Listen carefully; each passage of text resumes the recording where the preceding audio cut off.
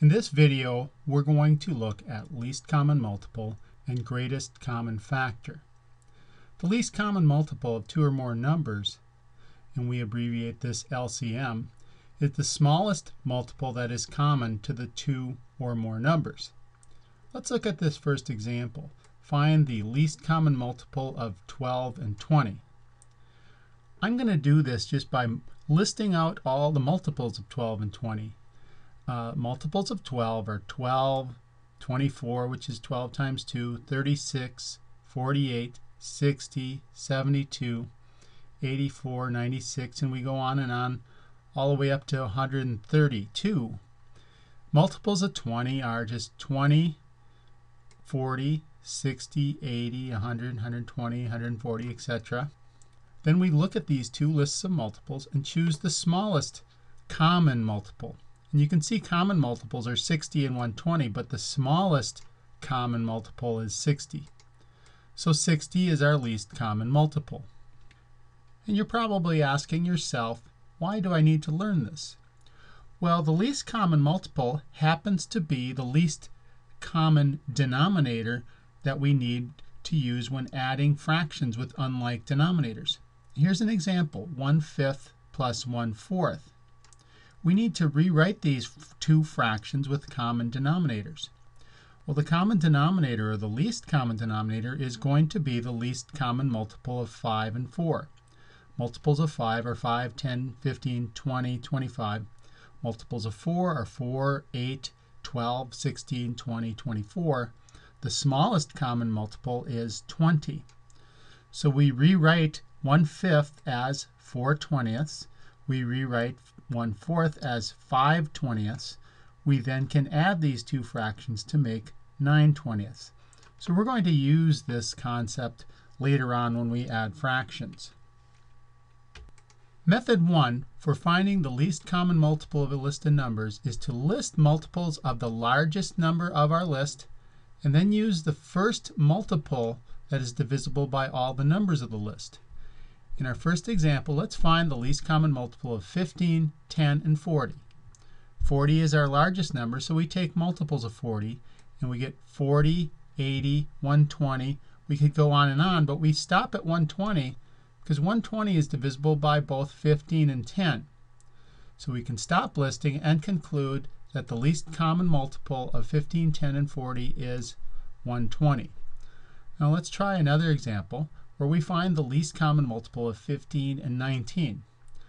Multiples of 19 are 19, 38, 57, 76, 95, and so on. We have to go all the way up to 285, checking for division by 15 on each of them in order to find a multiple that is divisible by 15. 285 is the first multiple divisible by 15, so 285 is the least common multiple. You see in the second example, this method didn't work so well. We had to list an awful lot of multiples.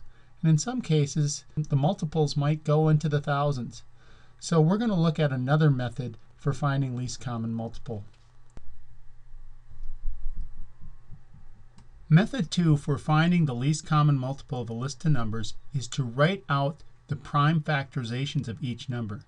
Then use the product of all the largest powers of factors in these factorizations.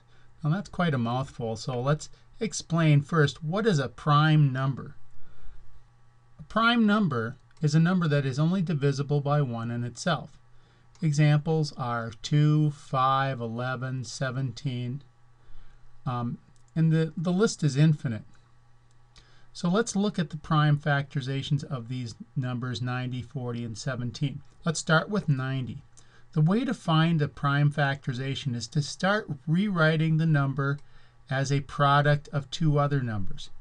We write 90 equals 2 times 45. Now let's see if we can break down one of the numbers that's not prime. We can break down 45 and rewrite it as 3 times 15, so we get 2 times 3 times 15.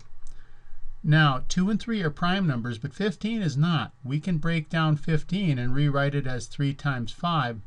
So then our factorization becomes 2 times 3 times 3 times 5. Now what we do with this product of numbers is to write them in exponent form. We write it as 2 to the first power times 3 squared, because that's 3 times 3, times 5 to the first. And you'll see I have the 3 squared highlighted. We'll come back to that. But let's work on the second number, finding the prime factorization of 40. 40 is 2 times 20. But then we can break down 20 and write that as 2 times 10, so our factorization becomes 2 times 2 times 10. And then we rewrite the 10 as 2 times 5, so that gives us 40 equals 2 times 2 times 2 times 5. All of our factors are prime numbers. We write that in exponent form. 2 times 2 times 2 is 2 cubed, so we get 2 cubed times 5 to the first. Now our last number is just 17. 17 can only be written as 1 times 17. 17 itself is prime, so the prime factorization is just 1 times 17 to the first. Now we look at all the factors that are present in these factorizations. We have a factor of 2, but the largest factor of 2 is 2 cubed. We have one factor of 3 present here, but the largest factor, or the largest power of 3, is 3 squared. We also have a factor of 5. The largest power of 5 is 5 to the first. And then we can't forget about our 17, and that's just 17 to the first. We also have a factor of 1, but 1 is not going to change our answer at all, so we just leave it out. We take the product of those powers of factors that we have. We take the 2 cubed times the 3 squared times the 5 to the first times the 17 to the first power factor. We multiply all those together and we get an answer of 6,120. So the least common multiple of 90, 40, and 17 is 6,120. And you can imagine finding this by listing multiples of 90 would take you quite a while.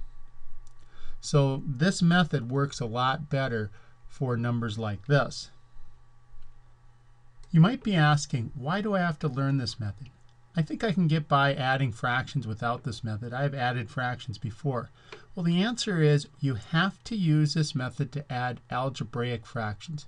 If you're going to take algebra classes beyond this, and you add fractions like 1 over x squared minus x minus 90 plus 1 over x squared minus 20x plus 100, what you have to do for each of these fractions is factor the denominators into completely factored form. That's like our prime factorizations.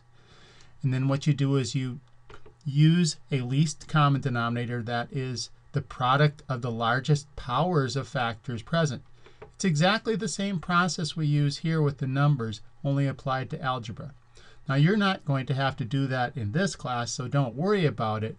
But just keep in mind this method too does have a lot of value if you take future math classes. Let's look at a few more examples finding the least common multiple using method 2.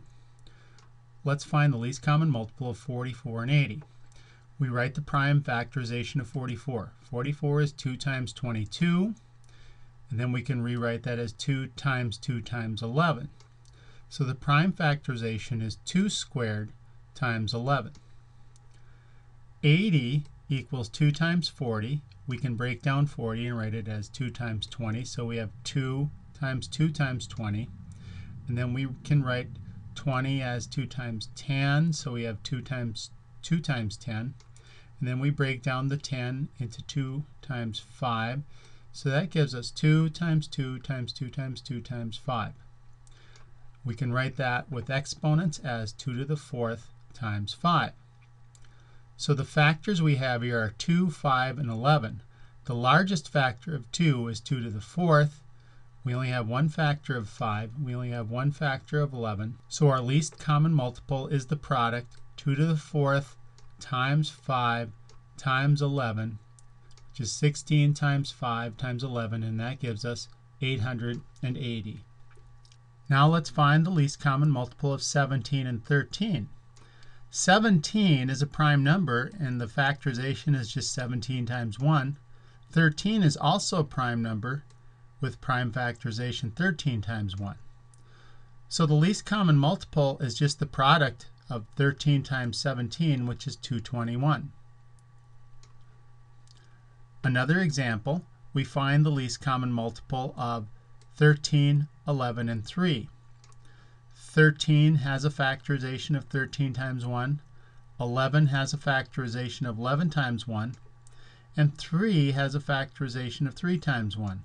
All three of these numbers are prime numbers. So the least common multiple is the product 13 times 11 times 3, which is 429. And you notice a pattern here.